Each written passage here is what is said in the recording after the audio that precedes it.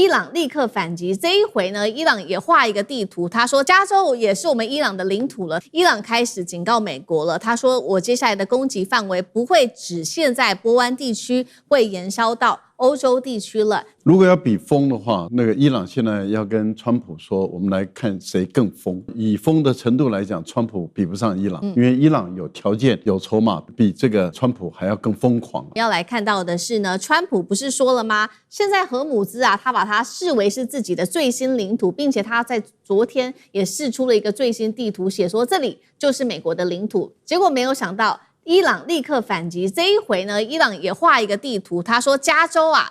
州也是我们伊朗的领土了。他说呢，原因是因为全美很多的伊朗裔人口最集中的地方就是在加州。另外呢，他也特别强调洛杉矶这边波斯裔的社群特别的庞大，所以呢，接下来他也说了，我们也有一个新的领土，就是在美国这里。除了口头上的喊话，在军事上面也有一个最新的动作持续的升温。伊朗开始警告美国了，他说我接下来的攻击范围不会只限在波湾地区，会延烧到欧洲地区了。他也点明了具体哪一个国家他可能会来做进攻范围，就是美军在欧洲的设施。特别点明到的是2个国家在欧洲的部分，第一个国家就是保加利亚了。其实保加利亚为什么被伊朗点名呢？因为在今年的7月份，他曾经批准让美军的加油机使用当地的空军基地，这是一个国家。第二个被伊朗点名的国家就是塞浦路斯了。3月份的时候，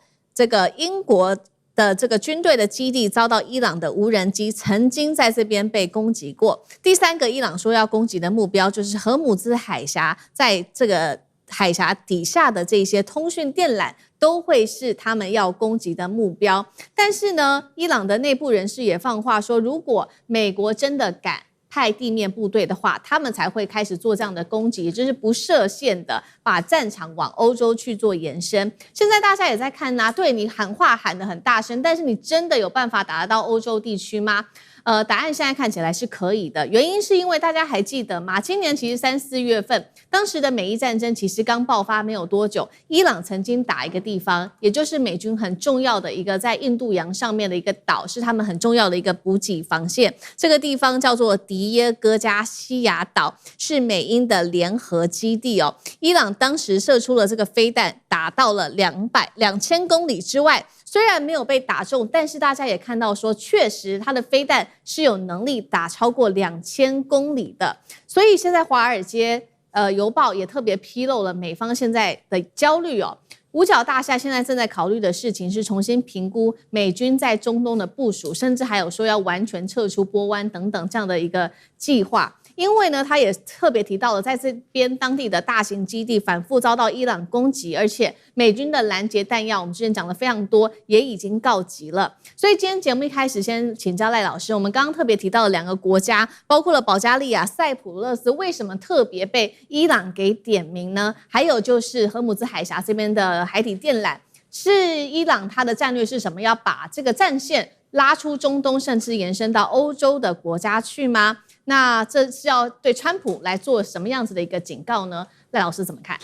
如果要比疯的话，那个伊朗现在要跟川普说，我们来看谁更疯啊。以疯的程度来讲，川普比不上伊朗，因为伊朗有条件、有筹码，比这个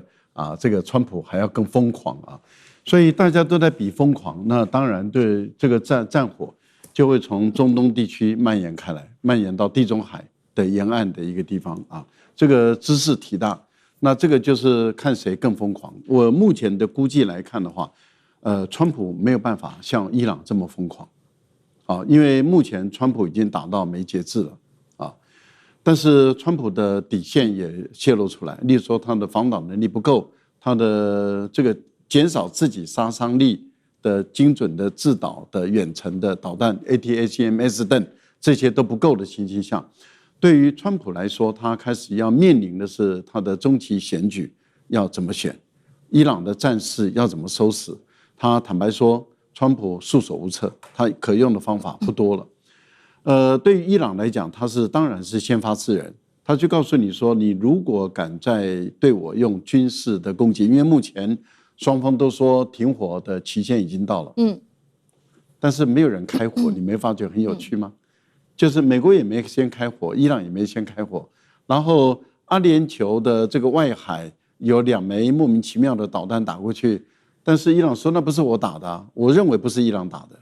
啊，我觉得是以色列的特工的可能性是很高的，那就是要挑起阿联酋跟伊朗之间的矛盾。可是我们可以确定的一件事情是什么呢？是伊朗有条件比这个川普还要疯。第一个就吃定了你，美国也好，欧洲的国家也好，你不敢对伊朗发动地面攻击。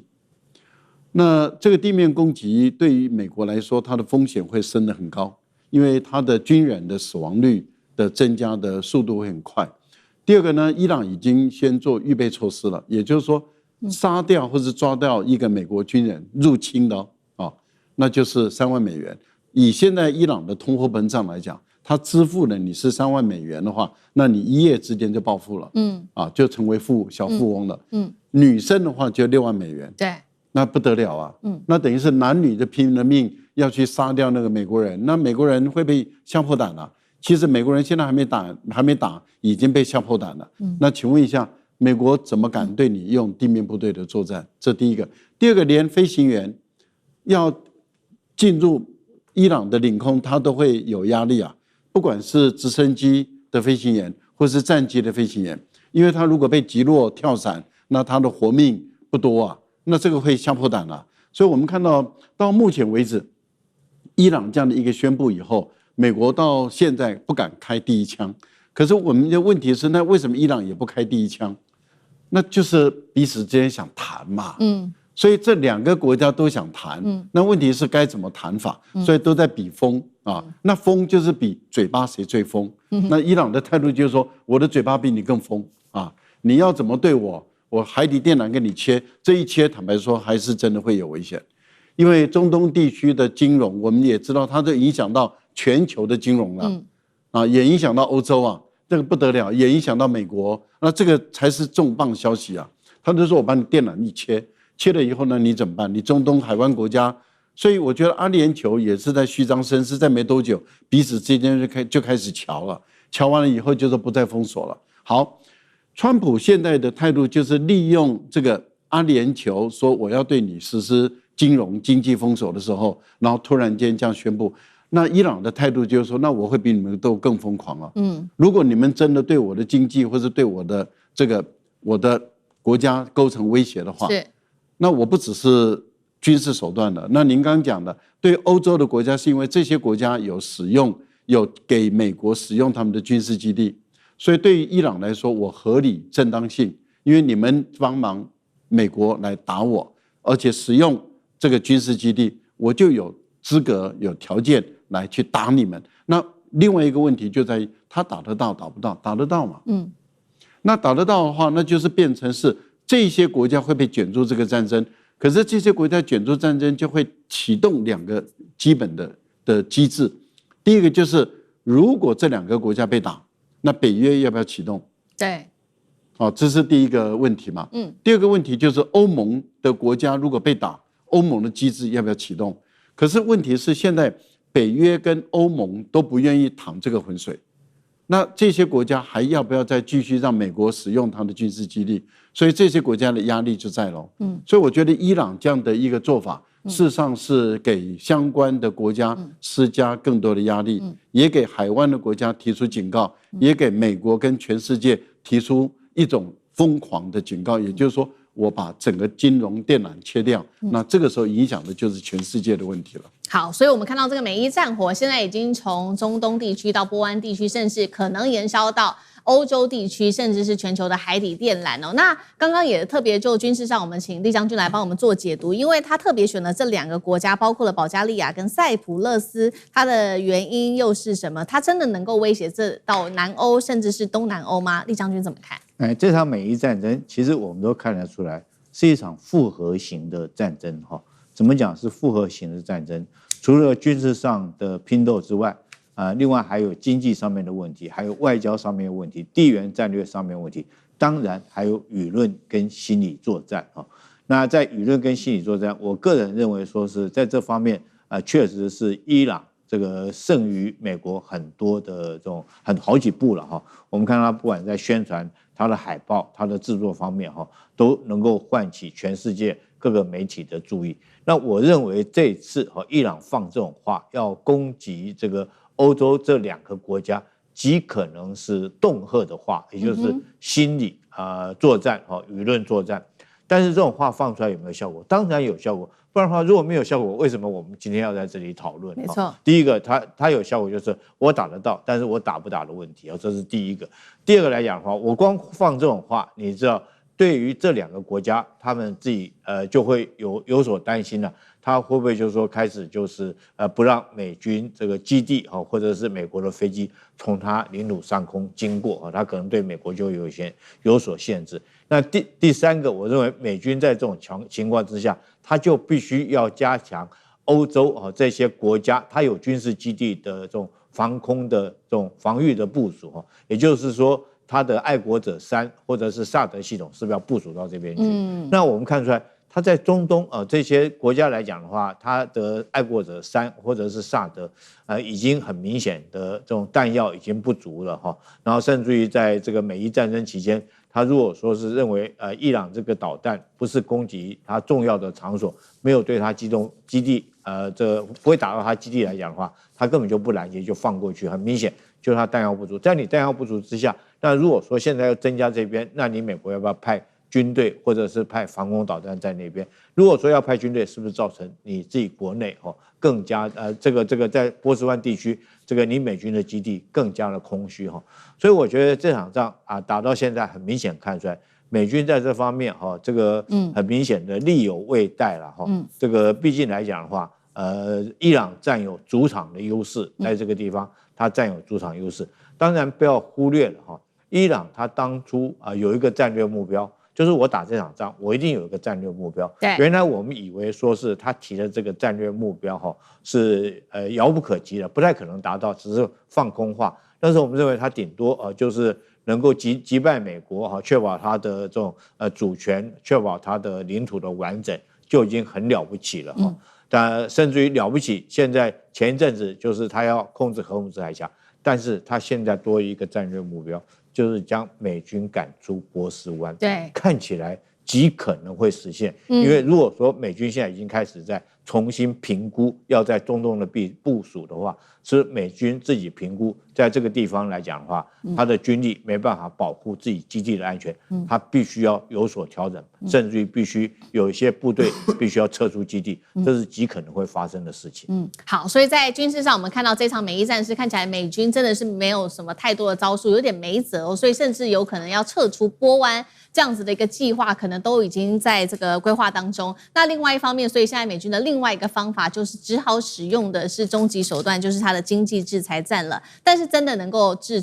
伊朗吗？这是又另外一个问题，等一下请教杨老师。因为川普19日这一天，他最新宣布说，发动史上最强的经济攻势，并且把它取名叫做 Economic D-Day。经济版的诺曼底登陆日。好，简单来说，他这一次要做的事情就是说，不允许任何国家、金融机构、企业替伊朗提供任何在经济上面的援助，否则要付出巨大的代价。现在也要来看说，伊朗真的会害怕吗？因为我们知道伊朗已经被美国制裁了差不多20多年的时间哦，早就建立起它不管是在美金的一个制度的换汇上，或者影子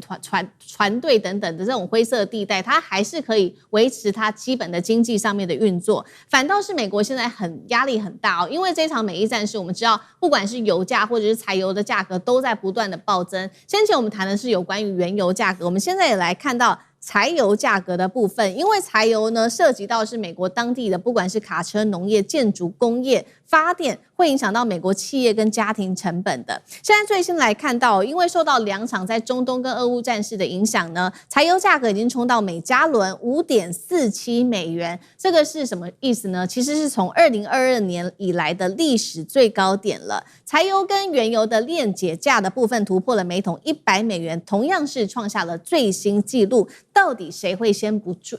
撑不住美伊之间？那杨老师又怎么看？我现在觉得美国在伊朗在内部的政治经济的情势各方面真的有一点进入到帝国末日症候群的现象。伊朗他不应该去打的，他如果不打的话，你看他在整个中东地区维持的还是老大，甚至可以让以色列在加沙去进行7万多人的屠杀行为。那中东地区全世界也都无可奈何。但是他一旦打了伊朗，就戳破了几十年来美国在中东的布局，也就是你看在安全层面、在能源层面、在以色列支持以色列为所欲为的层面，其实完全被戳破，使得美国在中东地区的军事的基地现在难以为继，然后呢，使得地缘政治跟能源的议题，美国已经不太能够掌控，而且倒过来去伤害、去追讨美国的经济跟通膨。现在它进入到第2阶段的消耗战，那这个消耗战就比谁强了？我觉得有3个关键词啊。第一个，主动。消耗战，因为伊朗也认为他在消耗美国，那美国也认为他在消耗伊朗，但是谁比较有主动的能力？美国只不过是在围，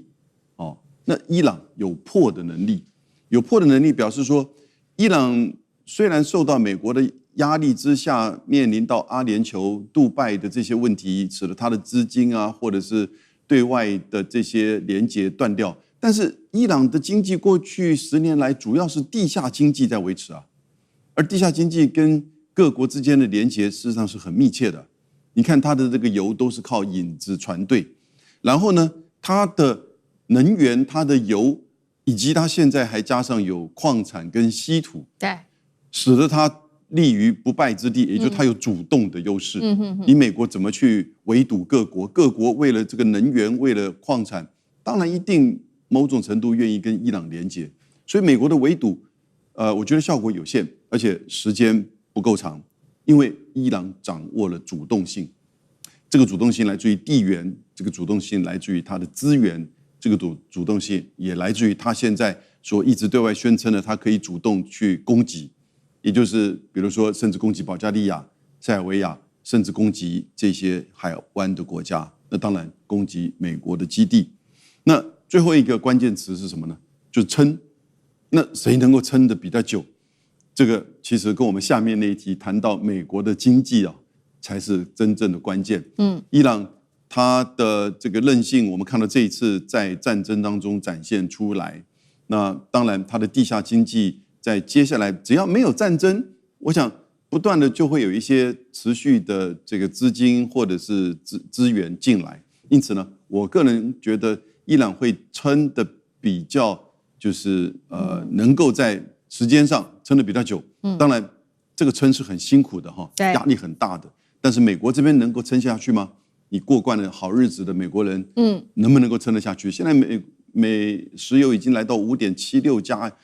美元1加仑，所以你刚刚提到的卡车司机哈，他们可能真的撑不下去。这一场冲突又再次的升级了。他说呢，他打击到了美军驻约旦的基地，甚至摧毁了3架的 F-35战机，造成了大量的美军人员伤亡。那么我们知道 F-35对于美国来说是非常重要的，代表了制空的象征。如果伊朗真的突破了防线，锁定到F-35所在的位置，可以说就是直接撼动了美军的空优神话。如果真的精准找到 F-35的位置，也代表说这当中可能伊朗是不是有获得不管是在卫星侦察的能力、情报的渗透，还是有盟友在做支援呢？等一下请李将军来帮我们看。除了打到 F-35他宣称的战果之外，还有多名美军人员来自于伊朗的说法有伤亡的情形。伊朗在多线的开战，包括在约旦的基地遭到攻击，也对海湾地区的这些各种设施来发动攻击。当中其他涉及到的这些波湾国家还包括了科威特、巴林等等的据点都被打。那么在这当中，目标从空军的基地、雷达系统一直到后勤的设施，都是伊朗锁定的目标。除了多线打击，在海上也有了一个最新进度。伊朗它的这个攻击点现在来到了地中海，埃及的地中海这边了。2艘的天然气船在遇袭之后是立刻爆炸，其中1艘船还是美气的船。川普听到之后气炸了，他说呢，没关系，这只是老把戏，接下来我们会好好的来痛击伊朗，轮到我们真正可以出手了。而比较奇怪的事情是，中国在这个方面突然间有了他的一个角色。科威特证实说，在伊朗的一次攻击当中，竟然击中了中国大陆在当地的一间建筑公司一间公司的建筑造成1个人死亡。外界担心说，为什么会打到中国的这个企业去了呢？难道中东战火现在已经没有所谓的安全区域的进入了这个新阶段吗？那么我们来看看川普针对于中国的角色也蛮吊诡的，大家还记得吗？昨天川普还特别强调说，中国大陆有提供400套的监射飞弹给伊朗，怎么他现在今天又在提中国，说要制裁多家中国的航运公司，原因是因为多艘的中国影子舰队在暗中资助，买了伊朗的石油来资助伊朗的经济，真的是这样吗？为什么川普要说这样子的一个话？今天节目一开始，我们要先请教厉将军怎么看了。伊朗为何这一次把攻击重点放在我们刚刚讲的美军的空优神话 F-35，还有美军的基地？如果 F-35是在基地遭摧毁的话，代表说是否已经掌握了美军的部署情报？那他选择打 F-35是要打击美军的空优神话吗？厉将军怎么看伊朗的战术？我们现在可以看到美伊这场战争现在主动权已经完全是掌握在伊朗的手上那伊朗的这一波的攻击不是跟3月份那次不一样，3月份那次我们可以称之它对美军是报复性的攻击行动，但是我认为这次伊朗攻击美军的，包括到在波斯湾地区的美军的基地，还有这个约旦这个空军基地来讲的话，我认为这个伊朗是主动在掌握战争的主动在做打击。那他现在来讲，你很明显，他打击有2个目标，第一个是能源设施，目的是在哄抬油价，造成全球的通货膨胀，有利于他会来在谈判桌上面跟美军的谈判。第二个，在军事上面来讲的话，他就打击美军的这种不管是雷达站或者是电子设施，波斯湾沿岸的美军基地。那这次最严重的是打击约旦的基地。这次约旦基地它可以命中3架 F-35战机确实是这个非常的这种神奇我怎么讲呢？第一个，我们要 F-35战机是美军的5代战机它是隐身式战机，它所扮演的角色是踹门者角色，也就是说，美军如果要对伊朗攻击来讲的话，要实施空中的打击，它一定是用 F-35先期进去到伊朗国土里面，然后打击伊朗的雷达站或者是导弹设施，然后将这个对空的武器都摧毁掉之后，后续才是美军的 B-1 轰炸机或者是这个 B-52轰炸机才进去轰炸大概整个美军程序这样，所以伊朗这次优先打的就是 F-35，我将你踹门者角色打掉之后，你就没有办法攻击我的雷达站。那这次为什么可以这么远打到约旦基地的 F-35战机？我在这边跟各位报告美军真的从越战以后到现在一点长进都没有。你知道美军在越战的时候，他们的 B-52轰炸机是怎么被干掉的吗？被越共用什么方法干掉吗？越共是要停在美军的机场外面，扮成农夫每天拿望远镜看，就看到 B-52就固定停在那个停机坪，它固定停在那个机坪，它算好以后你每天几点钟到几点钟，这架飞机就一定停在那个停机坪，然后它就在机场外面用一个60炮的炮管它还不用脚架，它就炮管放在田里面，然后那个角度方向都算好以后放在那边田里面，然后越共叫那个农夫就在那边种田那个农夫，然后你拿着3颗炮弹，几点几分的时候，你把这3颗炮弹丢在这个洞里面然后那农夫就过去咚咚咚，就3发炮弹过去以后，这个就把那架 B-52炸掉了。所以这也就是为什么美军在越战的时候，他将他的 B-52不敢停在越南，他停到哪里？停到我们台湾的清泉岗基地。那这次是不是也是用同样方法？我相信伊朗一定很精准的掌握到这几架 F-35战机固定的时间停在那个停机坪。他用什么方式侦察到的？可能是用卫星可能是用这个地面上面他们是不是有情报人员先期掌握到这几架飞机就固定停在那个地方，然后什么时间因为你要知道导弹攻击这个从导弹发射，你不是说是一发射1秒钟之后就命中目标嘛？这中间会有一段的时间差。我导弹射击之后，那为什么这架飞机刚好就停在那边，它不会移开那可见得它有及时的情报啊，今天可能停这边，明天可能停什么地方。那如果说要能够得到及时情报，第一个是天上的卫星，我随时可以看到这架飞机停在这个停机坪啊，或者是地面的这种先期渗透的人员在那边用望远镜就看到这个飞机就现在正在停在那个地方，然后一个信号回去给伊朗的本土，伊朗这导弹就发射。所以你要看到一次摧毁3架，绝对不是偶然事件，不是这个瞎猫碰到死老鼠说的。飞弹过去，就刚好你这个飞机就这么凑巧被打到。你说打到1架有可能，打到3架，那一定是很周密的作战计划，才很周密的周详，从情报的获得到时间上的掌握，到弹道的计算，都非常的缜密，才可以一次摧毁3架这个 F-35。我相信这摧毁这3架 F-35是同一枚导弹击中的，还是区分3枚这当然后续来讲的话，这就已经不是重点，重点是说伊朗可以。它的第一个导弹很精准，第二个它的即时情报非常的精确第三个美军从越战到现在为止还没有什么长进就跟当初越战的时候被 V52被越共用农夫60炮就把你干掉，道理是一样的。好，所以从这一次伊朗攻击这个F-35也可以看出，是不是伊朗在于它的导弹的精准度在大幅的提升，另外还有在卫星跟情报战上面，是不是他们获取情报的能力已经变得越来越强了？同样的问题，等一下就 F-35请干哥也来带我们解析一下。那另外就是刚刚提到了嘛，伊朗它这一次的攻击，它的飞弹还波及到了一间中企业，这件事情也是蛮奇特的，代表什么样子的意义呢？是说美军周边的这些基地已经没有安全的地方了吗？再来就是会讨论到川普的部分了。最近一直在指控中国，先是说中国提供伊朗400套的这个监射飞弹，又说中国大陆现在影子舰队一直在资助伊朗的石油。那针对此，干哥怎么看？好，思敏，你会觉得说，美国的这些飞机，就像这个将军讲的，他们是蠢到不知道要分开放吗？还是继续摆在一起？为什么？那就叫什么？那就叫看不起你。你找不到我的东西，所以这一次会一次3架被命中。我觉得这里面情报的错误有很大的问题。不过我现在要特别点出来 ，IRGC 也就是革命卫队，他在今天的声明里面，他特别讲到一句，没有人会注意到这一句，叫做“感谢约旦人民”。是什么意思啊？你怎么会突然讲这一句话？我把他声明完全看完了，我看到这一句，我就吓一跳。感谢约旦人民的意思是约旦人民当内鬼的意思，是不是？这就印证了将军刚才讲的，就是说他绝对是有什么，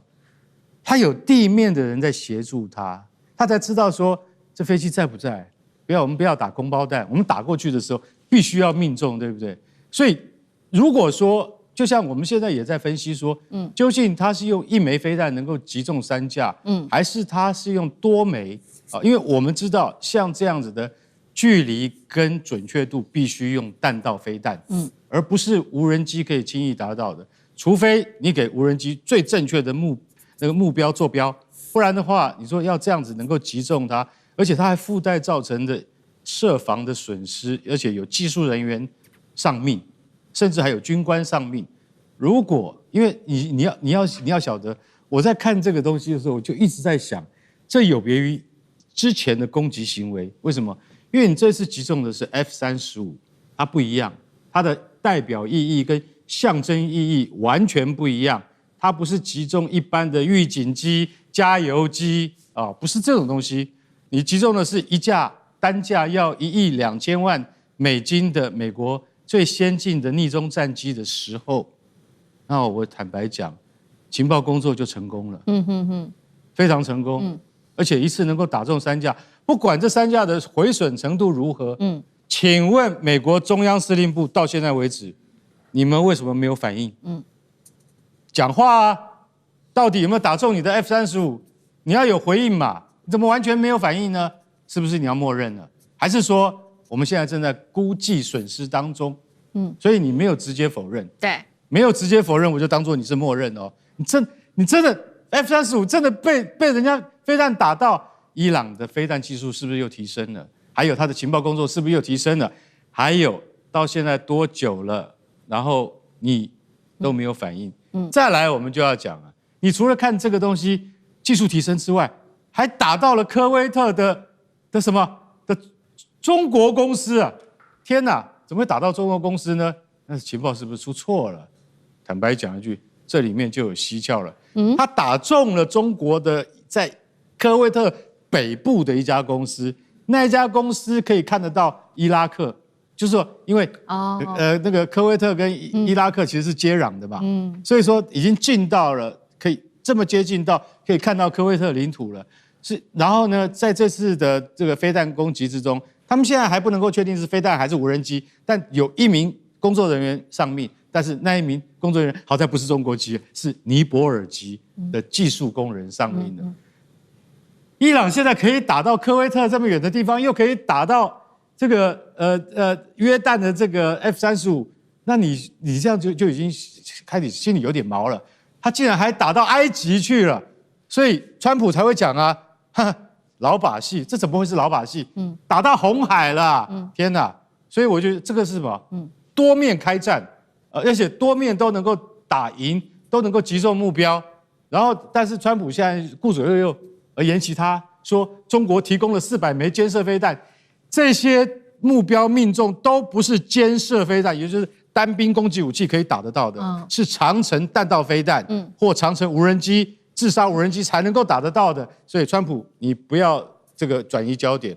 然后你最后还骂了，说是中国航运公司是协助伊朗的这个影子舰队。我坦白讲一句啦，中国要是真的是伊朗舰队的话，你的证据都还没找到，所以不要信口开河。就常常听到川普这样胡说八道。到底现在你们的战损是多少？先讲这个比较重要吧。好，所以现在伊朗它的战略目标也非常的清晰，那它的战法也非常的清楚哦。除了多线开战之外，我们看到它的飞弹射程甚至是可以几乎涵盖整个波湾地区的，让美国现在其实非常的紧张。所以最新消息我们看到，美国在停战了5天之后呢，在昨天又在开始启动了战争。这一次一狂轰就轰了2个小时的时间，打的是 IRGC， 也就是革命卫队数十处的目标。好，这当中包括了有军事指挥中心、飞弹、无人机设备。还有沿海监视、防御海上作战的地方，造成现场满目疮痍。甚至呢，美方现在还提出了接下来要来做一个叫做14天的新战法，要狂轰革命卫队哦，包括了他们的这个重要的伊朗的补给线啊，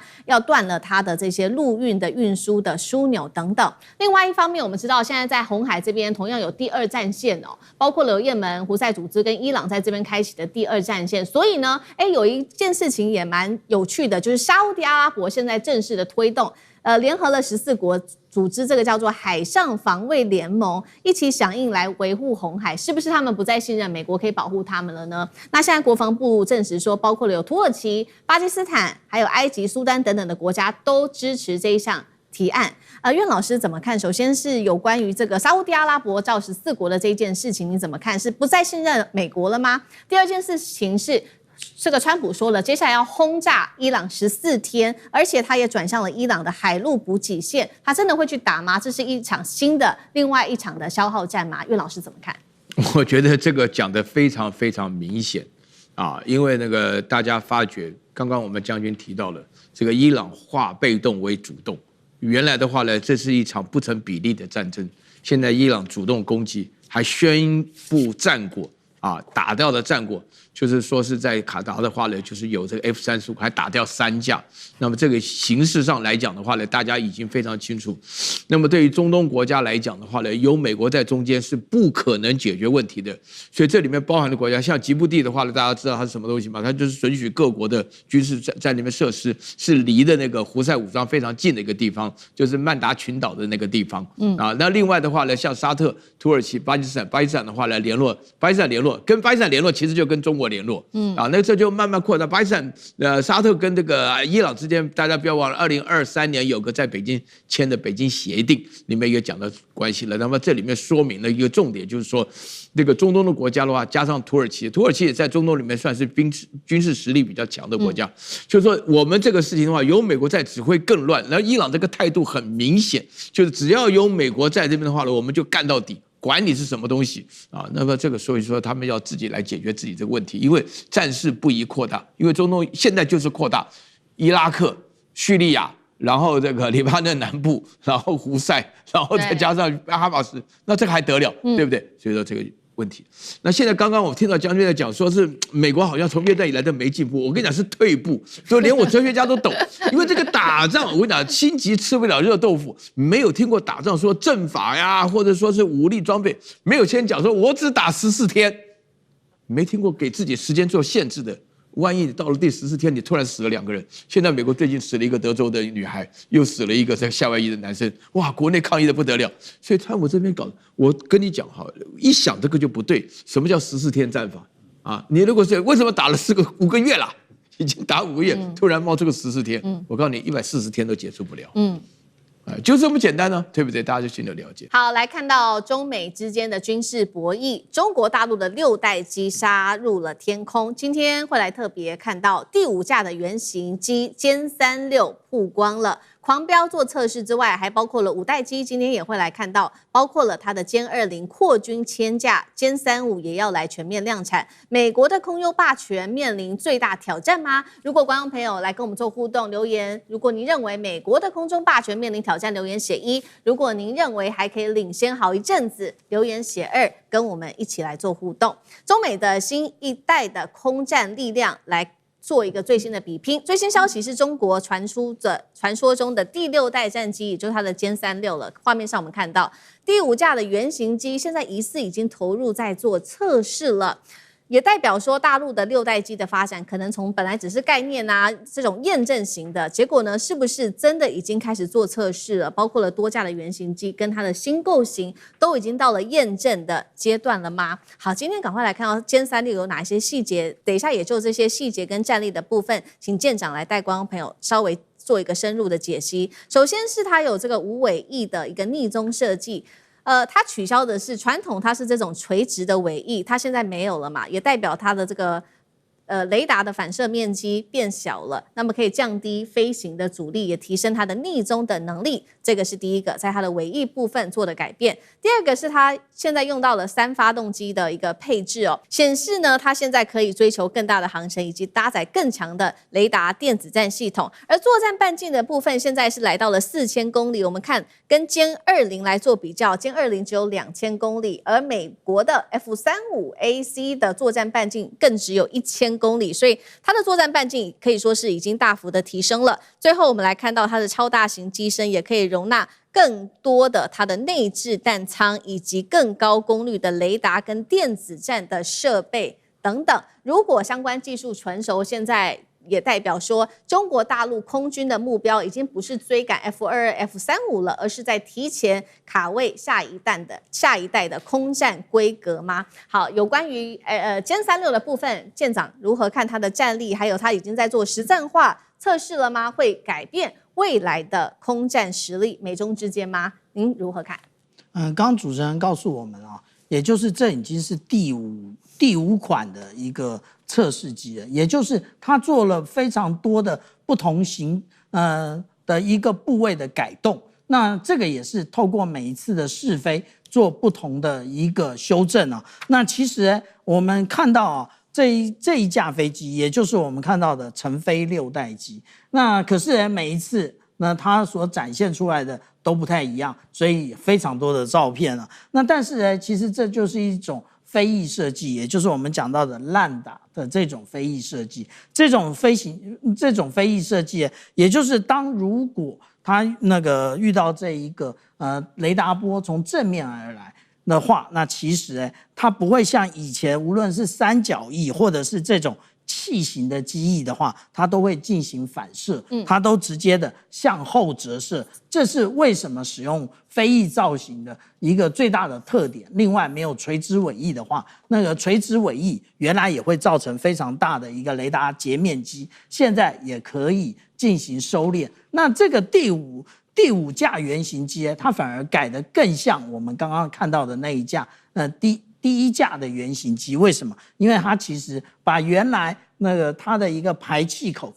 做了更多的收敛。那这个收敛的原因在于说，它想要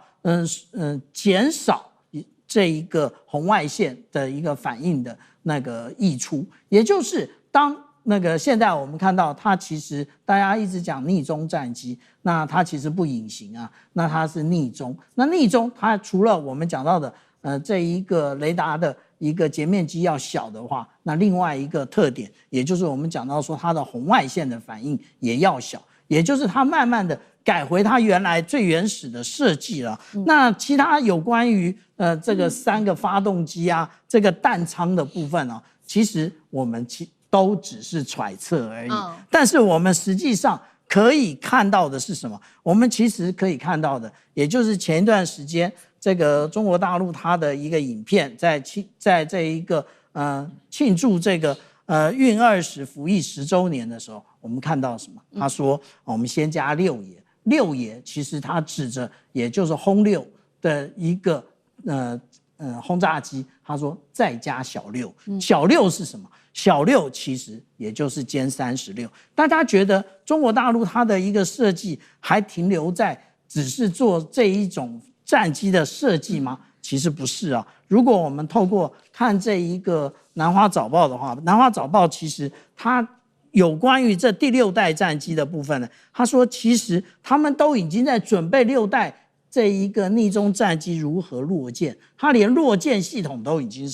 设计好了。为什么我们这么说？因为其实当这个论文出来的时候，它都已经 delay 大概3年了。那我们刚刚看的是南华早报的报道，那当然，小舰长有必要要把这个原来的论文挖出来。他说直接那个基于直接力的飞翼布局，这就是我们刚刚讲的6代机啊。那舰载机精确着舰控制，那这个是在航空学报上面。而且呢，我们看到这一个部分，那如果说我们来看实际的画面，我们来看到他的画的这张图，你觉得他在隐喻哪一架飞机？当然就是歼36，而不是歼50。那他这样的一个设计着舰呢，所以它是不是来搭配004的一个航空母舰的部分？而且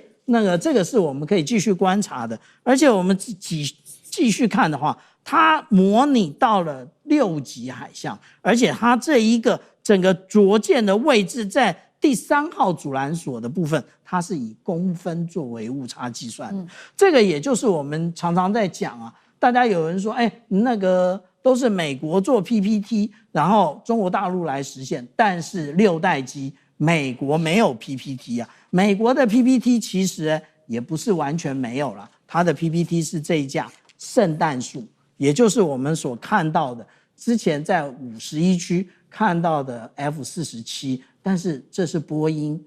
1990年代的设计。好，刚刚看到的是歼36它的一些细节哦，但是现在还没有正式的服役前，我们也要来看到说，未来中国大陆的空战，如果说就是它的6代机搭配五代机的话，又会如何来同步推进它的空优的实力？好，所以现在来看到有关于5代机，我们看到2款，第一架是歼20，他说它的数量已经突破了500架的规模，甚至朝2030年1000架目标迈进，所以量产的部分现在看起来是可行的。第二件事情就是歼20它的升级的部分，包括了它的机背结构、气动还有电子系统进一步升级。最重要的是，它现在搭配的是涡扇15发动机，可以提升它的推力跟超音速的巡航能力。第二架飞机，带光朋友来看到的是歼35了，现在说被拍到大量的绿皮机做测试，是不是也进入了量产阶段？那如果我们做一个统整，5代机加6代机，也就是歼20开始，它主要负责高端制空、远程突袭；歼35中程的多用途作战。最后是 CG 下面这一架这个是歼36，会成为下一代的空战平台。5+6 会如何缩小跟美军在空优实力上面的差距？那委员怎么看？对，我想大家就可以看得到哦，中国大陆在这个战机发展的这个路径跟步骤哦，就是第5代在服役，第6代已经在试飞，那么第7代可能就在做研究了哦，所以它是有节奏的，不断的在推进它的这个空优的这样的一个这个战力哦。那么目前为止我们所看到的，我们先不要讲第6代，就先讲第5代好了。就我给大家一个数字哦，美国在全球的第5代战机大概就是2款嘛，一款就是 F-22，一款就是 F-35。F-22目前为止，它在全球大概有180架哦。那么 F-35它在全球有800架，那么这是它全球的部署哦。我说过，因为美国大家看起来这数量很多，可是大家不要忘了，因为美国管的又宽又广，就差没有管到宇宙去了，所以全世界各地都有美军各式各样的基地哦。那我们就不要看别的地方，就看亚洲就好了。美国的第5代战机在亚洲部署了多少？美军自己可控的FS-22加 F-35，在它亚洲各地的基地，包含日本好几个空军基地，大概加起来整个亚洲地区，它大概有100到130架是美军自己可控的。如果你把这个亚太盟国美国的盟国，什么南韩啊，这个各地的这个盟国的 F-35的这个或 F-22都加起来，大概有130到150架，所以。现在美军的第5代战机在亚洲地区大概是250架，这是美军在亚洲的部署。那你回过头来看中国大陆的第5代战机，这个刚才小舰长帮大家介绍过了嘛，歼20、歼35，中国大陆大概现在有500甚至美国有一些智库说预估到600架了，它已经有500到600架的歼20了，然后呢再包含。这个歼35现在大概是30到50架，而且如果开始进行全面量产就造军舰都可以像下饺子了，造飞机大概也没有太难那么这个数量会大幅的提升。那现在你看到的6代机的这个研究，我们刚才在讨论的就是我们看到的这个歼36的原型机开始在试飞了，而且试飞了好几款了。可是美国自己的6代机，刚才小舰长提到的这个 F-47，它要取代 F-22。然后这个 FAXX 它要取代这个F-18的大黄蜂，这2款到目前为止，它都是预计在2028年才要首飞的。所以你看，我们现在2026年，中国大陆的第6代战机就已经在原型机试飞了。可是到目前为止，美国的这2款要到2028年可能才可以进行稳定的首飞。那回过头来讲我觉得最重要的关键不是数量问题，还是我回到上一题跟大家讲的，这是主客场的问题。就中国大陆没有打算去侵略美国。现在如果这个中美会发生冲突，那一定是在西太平洋，那一定是在中国大陆自己的门口。所以主场是中国大陆，客场是美国。所以美伊战争就是一个最好的案例啊。现在不是说你全球有多少战斗机，你就有压倒性的空军优势，没有的。当你是客场的时候，那就是另外一回事了。所以更不要讲说美军在亚洲只部署了最多就250架了。就如果一旦发生冲突，伊朗怎么对美军在中东的这个军事基地，中国大陆就可以用同样的方法对付美国在这个印太地区的军事基地。所以美军的空中优势在面对主客场差异的时候，几乎发挥不了太多压倒性的功能了。好，这是美军，特别是在亚洲地区，在空战方面，它处于劣势的部分。那我们也来看一看，那 F-22跟 F-35是美军的5代机嘛？刚刚我们也提到了这2款战机，那他们现在面对的问题就是 F-22。它主要是面对它的数量有限，而且生产线已经完全关闭了，这个是 F-22。再来 F-35呢，它的问题则是它的成本太高了。现在呢，洛克希德马丁也做了一个统计，生命周期成本 F-35来说大概是2兆美元，主要集中在这个后勤的维修跟升级等等。所以面对歼35来势汹汹，接下来美军它的空中的优势还有吗？那杨老师又怎么看？其实刚才前面2位都讲得很清楚有针对美国这2款跟中国的2款第5代机F-22、F-35以及歼20和歼35。我觉得在4个层面如果双方真的要只是来做这个对比的话那4个层面，其实我觉得美国现在遇到很大的这个状况。第一个层面就讲得很清楚了，也就是说，在它的性能表现以及数量。以及整个全球的布局而言，其实美国现在碰到了撞墙期。也就是说，虽然 F-22这个180架，可是它已经停止生产。但是呢，歼20呢500架还是在持续。当然这是一个2种不同的高低搭配在就是 F-22跟 F-35以及歼20跟歼35之间，可是基本上其实是各自有各自的这个功用。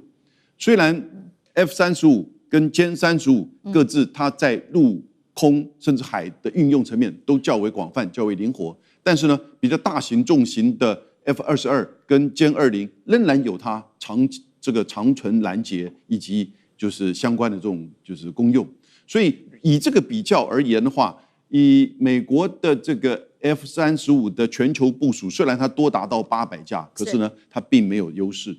第二个是美国是全球部署，大陆只是在西太平洋。就区域而言，你马上就高下立见。对。那第三个呢？现在美国的洛克希德马丁，它的那个 Block 4的升级也是碰到撞壁，就它基本上 F-35的生产现在只是量，但是无法提升值，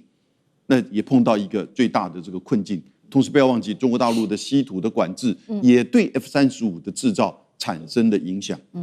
那最后一点是什么呢？那讲到2个概念，一个中程僚机。还有呢，也就是所谓的这种相关的，像是霹雳15、霹雳17的这些这种所谓的这个就是空对空的这些飞弹，那其实这个比较也是高下立见。那当然，中程僚机你更进一步到第6代的相关的这个就是战斗机的时候呢，它的差距就说不定更明显了。